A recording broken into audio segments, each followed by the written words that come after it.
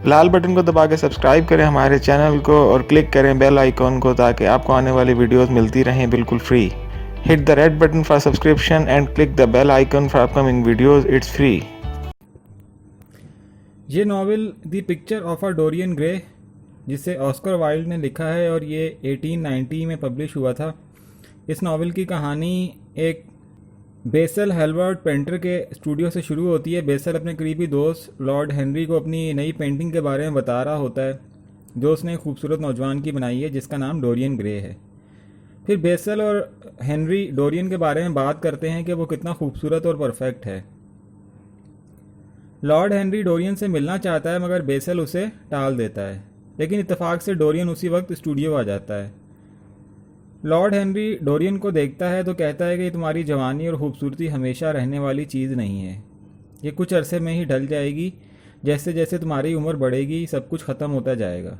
Dorian उसकी बातें सुनकर थोड़ा उदास हो जाता है और वो कहता है कि काश वो इस पोर्ट्रेट की तरह हमेशा जवान रह पाता और इसके लिए उसे कोई भी कीमत चुकानी पड़ती तो वो चुका देता, हमेशा खूबसूरत और जवान रहने के लिए। डोरियन लॉर्ड हेनरी की बातों से थोड़ा इंस्पायर्ड हो जाता है और ज़िंदगी को काफ़ी करीब से देखना शुरू कर देता है। वो लंदन के उन एरियाज़ में भी जाता है अब जहाँ वो पहले नहीं जा पाता था, जहाँ पर कुछ गरीब लोग भी रहते हैं। वो एक थिएटर में जाता है जहाँ शेक्सपियर के प्ले परफॉर्म होते थे। वहाँ उससे एक लड़की सिबिल से मोहब्बत हो जाती है जो हर रात एक नया रोल करती है। डोरियन उसकी पर्सनैलिटी से ज़्यादा उसकी परफॉर्मेंस को पसंद करता है। सिबिल उस वक्त अपनी फैमिली से भी डोरियन के बारे में बात करती है मगर उसकी मदर ये चाहती है कि सिबिल की शादी किसी अमीर लड़के से हो। उस वक्त उनकी फैमिली के फाइनेंशियल हालात इतने अच्छे नहीं थे, इसलिए उसकी माँ चाहती है कि उसकी शादी किसी अमीर लड़के से हो। और उन्हें उस वक्त डोरियन का स्टेटस मालूम नहीं होता कि डोरियन वाकई ही अमीर आदमी है। सिबिल का भाई जेम्स जो ऑस्ट्रेलिया में जॉब करता है वो धमकी देता है कि अगर किसी ने उसकी बहन के साथ कुछ बुरा किया तो वो उसे जान से ही मार देगा। डोरियन अब लॉर्ड हेनरी और बेसल के साथ सिबिल की परफॉर्मेंस देखने जाता है जो कि काफ़ी ख़राब परफॉर्मेंस होती है। सिबिल उसे बताती है कि उससे मिलने के बाद अब वो एक ख्याली रोमियो का जो कॉन्सेप्ट था उसके जहन में, अब वो कॉन्सेप्ट ख़त्म हो चुका है। यही वजह है कि उसकी परफॉर्मेंस अब पहले जैसी नहीं रही और ना ही अब वो शायद पहले जैसी एक्टिंग कर पाए क्योंकि तुम रियलिटी की सूरत में मेरे सामने हो। डोरियन को सिबिल की पर्सनैलिटी से ज़्यादा उसकी परफॉर्मेंस ही पसंद थी तो उसका दिल टूट जाता है और वो उसे छोड़कर घर आ जाता है। वो घर आकर अपनी पोर्ट्रेट पर नज़र डालता है तो उसके फेस पर एक क्रूअल एक्सप्रेशन आ जाता है जो पहले नहीं था। डोरियन उसे देखकर डर जाता है कि वो पेंटिंग उठाकर दूसरे रूम में रख देता है और लॉक कर देता है उस रूम को। वो सोचता है कि उसे एक अच्छा इंसान बनना होगा तभी वो पोर्ट्रेट भी उसकी तरह जवान नज़र आएगी। शायद उसने सिबिल के साथ गलत किया है इसलिए उसकी पोर्ट्रेट पे ये क्रूअल एक्सप्रेशन आ गया है जो पहले नहीं था उस पर। वो अगले दिन सिबिल से माफ़ी मांगने और शादी करने का इरादा कर लेता है मगर तब बहुत देर हो चुकी होती है। सिबिल उसी रात थिएटर में खुदकुशी कर लेती है।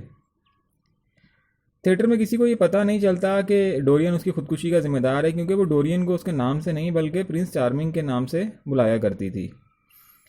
इसलिए अब किसी को पता ही नहीं चल पाता कि प्रिंस चार्मिंग कौन है। सिबिल का भाई जेम्स बहुत गुस्से में होता है मगर उसको भी नहीं पता होता कि उसकी खुदकुशी का, उसकी बहन की मौत का कौन जिम्मेदार है। डोरियन दोबारा एक अयाश ज़िंदगी गुजारना शुरू कर देता है।